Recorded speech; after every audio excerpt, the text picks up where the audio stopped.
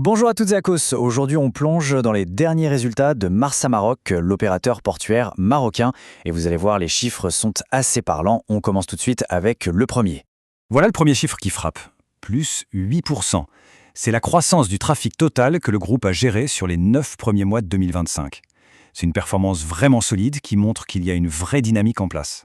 Mais attendez, ce n'est pas tout. Cette activité en hausse, elle se répercute directement dans les finances. Le chiffre d'affaires consolidé, lui, fait un bond de 16%. C'est énorme.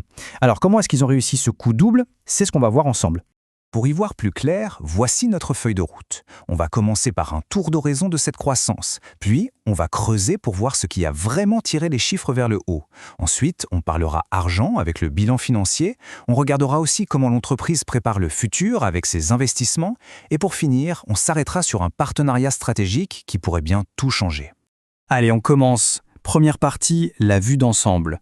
Ces 9 premiers mois de 2025 confirment une tendance vraiment très positive pour l'opérateur.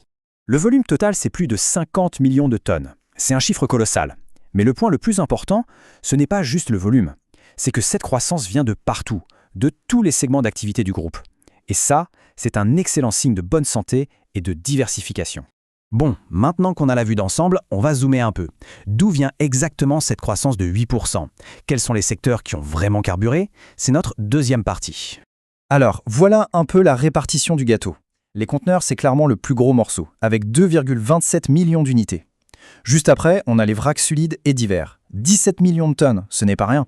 Puis les vracs liquides et les véhicules neufs. Bref, des volumes impressionnants. Mais c'est ici que ça devient vraiment intéressant. Regardez-moi ces taux de croissance.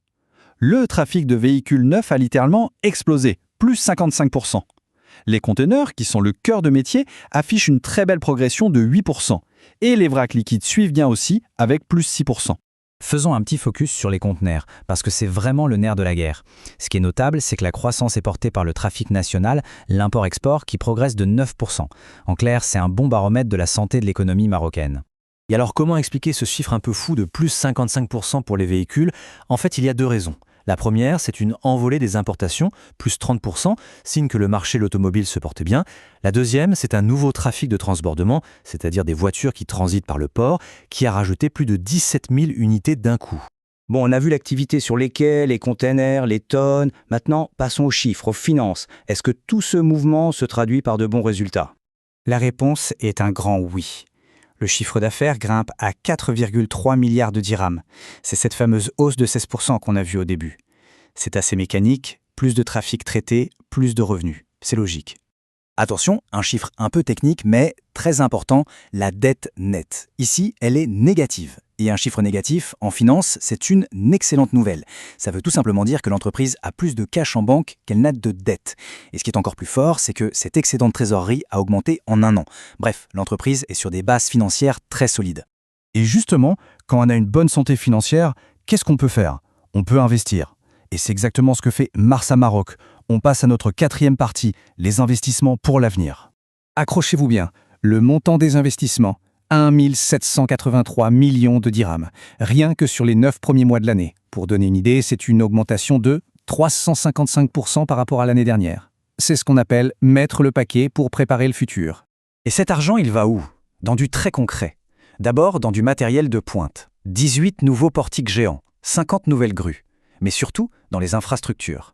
On parle des grands travaux à Nador West Med, de la modernisation d'un port historique comme Casablanca et de l'extension de Djorf Lasfar, c'est vraiment de la construction d'avenir. Mais la stratégie, ce n'est pas que du béton et de l'acier. Ce sont aussi des alliances intelligentes. Et il y en a une en particulier qui est capitale. C'est notre dernier point. Et voilà le gros coup stratégique. En octobre 2025, Marsa Maroc a finalisé un partenariat avec CMA-CGM, ni plus ni moins qu'un des leaders mondiaux du transport maritime. Leur projet commun? Exploiter le tout nouveau terminal de Nador West Med. C'est vraiment un partenariat gagnant-gagnant. D'un côté, CMA-CGM apporte son réseau planétaire et sa capacité à remplir les bateaux. De l'autre, Marsa Maroc connaît le terrain comme sa poche, avec une expertise opérationnelle locale irremplaçable. C'est une combinaison parfaite. L'idée derrière tout ça est simple mais très puissante. Ce partenariat va permettre de brancher directement le nouveau terminal sur le réseau mondial de CMA-CGM. Et ça veut dire la garantie d'avoir des volumes de trafic très importants. En gros, on s'assure que ce nouvel outil tournera à plein régime. Alors si on devait tout résumer, d'abord une croissance du trafic de 8%, solide et généralisée. Ensuite, un chiffre d'affaires qui suit, avec une belle hausse de 16%. Troisièmement, des finances en béton armé, avec plus de cash que de dettes. Quatrièmement, des investissements massifs pour voir plus grand. Et enfin, une vision stratégique claire avec ce partenariat de premier plan avec CMA-CGM. Tout cela nous amène à une dernière question.